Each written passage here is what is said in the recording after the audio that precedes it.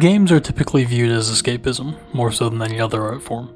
Take, for example, the stereotypical cinephile, who is usually seen as a regular person that really likes movies. The average aesthete is a normal person that especially enjoys traditional artwork. When someone hears the word gamer, however, the typical image that comes to mind is an overweight man in his mother's basement who does nothing but play games so that he can avoid engaging with the outside world. Of course, it should go without saying that any art can be used as escapism, but games in particular have gotten a bad rap. Perhaps because they're a relatively new medium and therefore automatically subject to more criticism, or perhaps because early games really didn't have much of a point to them. You went for the high score in Donkey Kong or Pac-Man for maybe 20 minutes, and then called it a day. There was no deeper meaning behind them, no story or thesis to be found. Nowadays, though, games are far more complex. In fact, far from offering escape, some modern games force players to confront some of the very things that give life meaning. In particular, relationships, legacy, and suffering.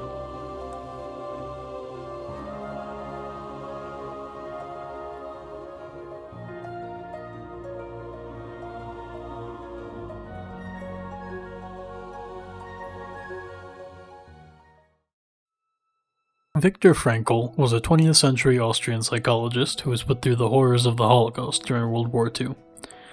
From his experiences, he created a framework of psychology known as Logootherapy.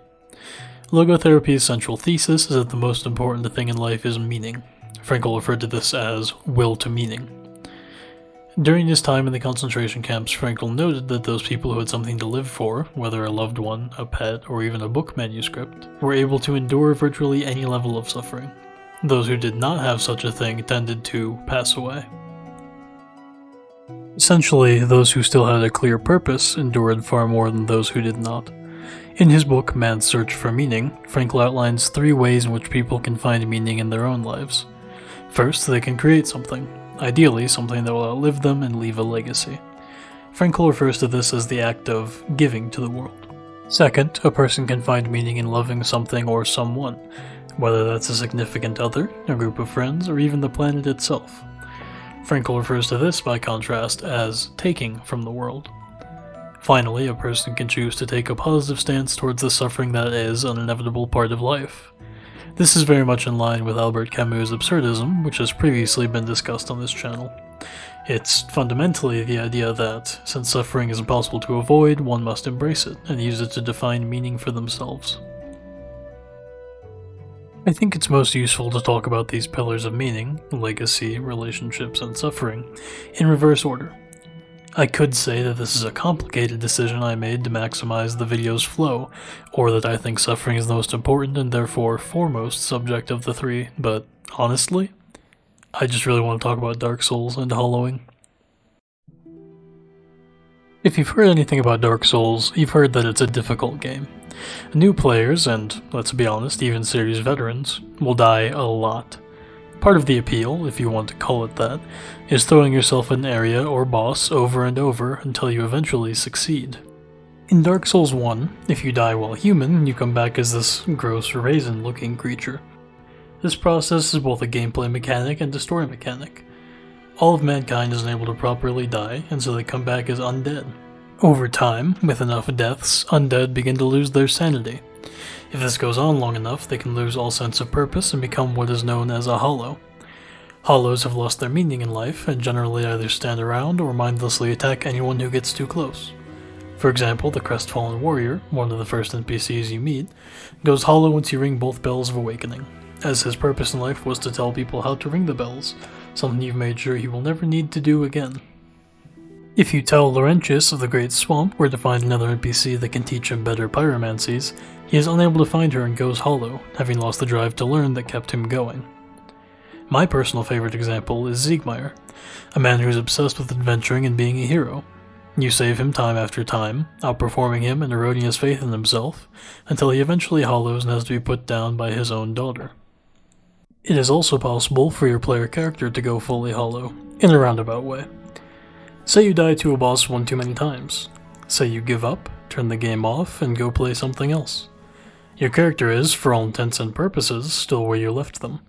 They sit in place until you come back and control them once again. And if you never come back, they will remain there until the end of time and, essentially, go hollow. To avoid going hollow yourself, you need to embrace the hard parts of the game. You have to learn to accept that you will die time and time again, and persevere despite that. That is the meaning to be found within Dark Souls. The journey itself through hardship is what makes the game worthwhile.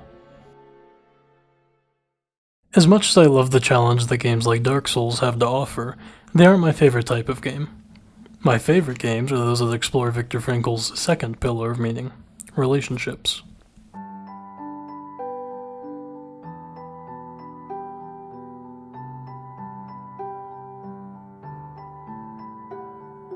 To the Moon is an RPG Maker game by developer Freebird Games. It follows a pair of doctors, Neil and Eva, who specialize in making people's last wishes come true. Sort of.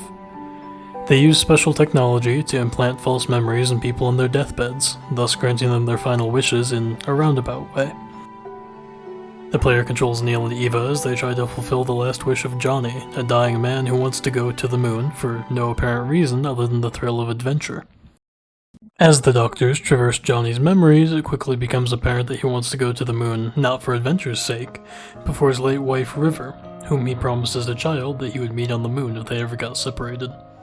Tragically, after the death of his twin brother, Johnny was given beta blockers to help cope.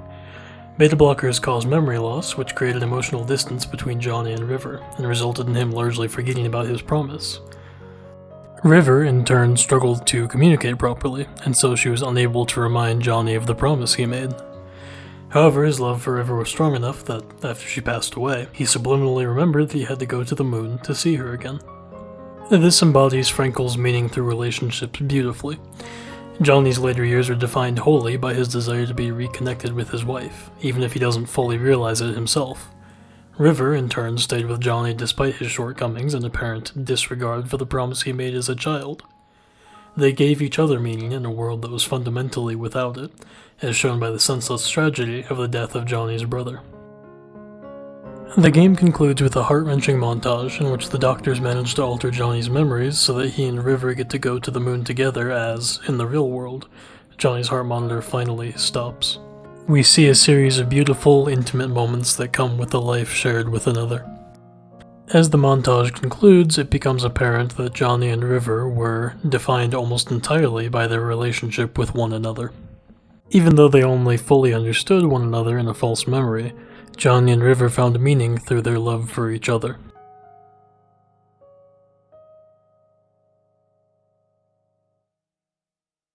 The final pillar of meaning Frankl outlines is meaning through creation or legacy, and this is an interesting one as far as games go. I could take the easy route and say that something like Terraria embodies this because, well, you create stuff. However, I would take this argument further and say the medium as a whole represents this meaning. First of all, there's the obvious fact that games are massive creative undertakings. Every game you play is the result of hundreds of hours of work, no matter how straightforward or simple it might seem on the surface.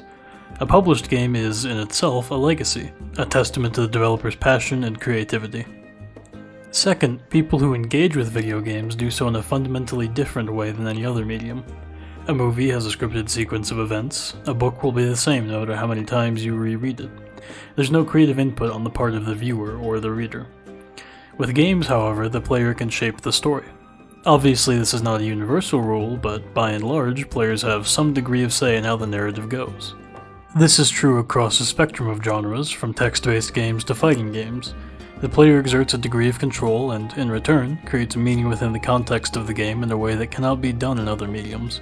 In text-based games like Disco Elysium, for example, this is pretty straightforward. Dialogue choices can lead to unique encounters or different endings. Looking at fighting games, the narrative is less a literal story than it is a sequence of matches, but the result is the same. For example, I once went 70 matches in Guilty Gear Strive against a friend without winning once, and while I will die on the hill that his character is bullshit, it was very clearly a skill issue on my part. Then, at long last, I took a game and felt an enormous rush.